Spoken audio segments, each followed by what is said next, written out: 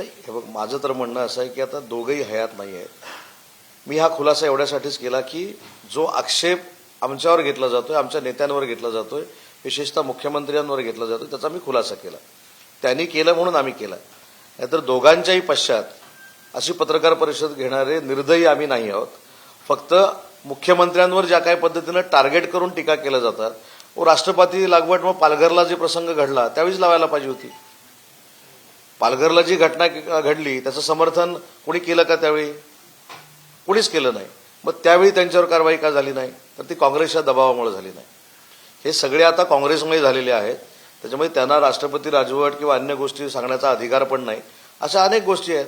मी जो प्रश्न अनेक वर्ष विचारतोय किंवा अनेक दिवस विचारतोय की उद्योगधंदे बाहेर गेले म्हणून आमच्यावर टीका होते, पण जो उद्योजक जगातला मोठा उद्योजक आहे अंबानी, त्यांच्या घराखाली त्या जिलेटिनच्या कांड्या कोणी ठेवल्या?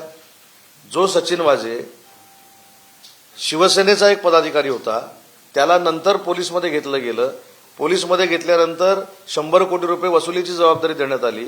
मग ते आता वसूल कोणाकडनं करायचे? तर कुठच्या तरी मोठ्या माणसाकडनं करायचे.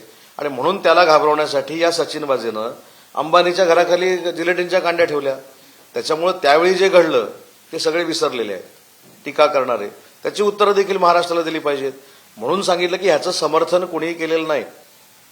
ही बाजू 100% तपासली जाईल. आणि मगाशी कोणी जे आपण म्हटलं की मुख्यमंत्री स्वतः याचा तपास करतील की ज्यांना ज्यांना वेपनची लायसन्स दिलेली आहेत किंवा ज्यांच्याकडे वेपन आहेत ती लायसन्स शिवाय आहेत की लायसन्सची आहेत, याचा ड्राईव्ह घेतील ना. मुख्यमंत्र्यांनी तसे आदेश देखील दिलेले आहेत. त्याच्यामुळे कोणाचंही समर्थन करण्याचा काही प्रश्न येत नाही. परंतु पूर्वी ज्या घटना घडल्या, पालघरच्या साधूंच्या बाबतीमध्ये असतील, सचिन वाघेच्या बाबतीमध्ये असतील, अनेक प्रकार असे घडलेले आहेत. त्यावेळी काय झालं? त्यावेळी गृहमंत्र्यांचा राजीनामा नाही घेतला. गृहमंत्र्यांना कुठं जावं लागलं तुम्हाला सगळ्यांना माहिती आहे.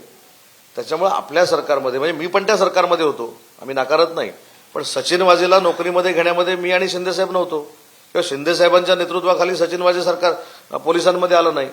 आणि पोलिसांमध्ये आल्यानंतर आपल्या ठाणेकरांना सगळ्यांना माहिती आहे कोणाचा मर्डर झाला, कुठे झाला, काय झालं, सगळं माहिती आहे. ह्या गोष्टी ज्या घडल्या आहेत त्याचं समर्थन कोणी त्यावेळी केलं नाही. परंतु त्यावेळी याचे खुलासे देखील झाले नाहीत. त्यावेळी याची चौकशी देखील झाली नाही. त्याच्यानंतर चौकशी झाली म्हणून काही लोकांना दुःख आहे.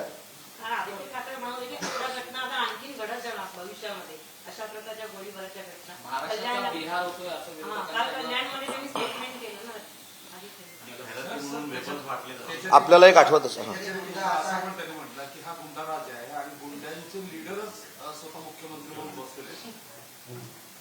मी अशी तुम्हाला अनेक उदाहरणं, मला जर एक 2-3 दिवसाची मला मुदत दिली, अनेक उदाहरणं फोटोसकट दाखवू शकतो.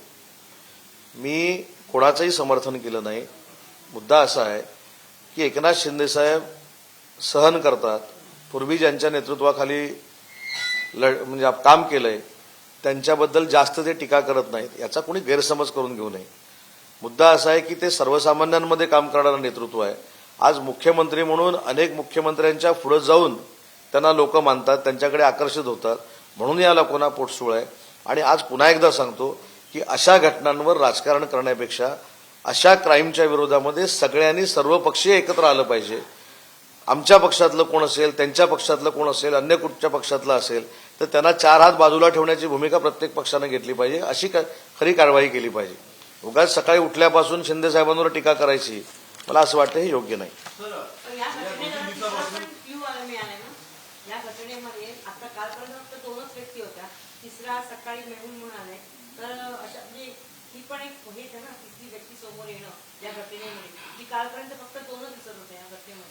नाही, यामध्ये तुम्हाला जर कालच्या स्टेटमेंट सीएम साहेबांच्या आपण बघितल्या असतील किंवा त्यांनी दिलेले आदेश बघितले असेल तर त्याच्यामध्ये शेवटच्या टोकापर्यंत जाऊन तपास करावा अशा मुख्यमंत्र्यांच्या सूचना आणि आदेश आहेत. गृहमंत्र्यांच्या देखील आहेत.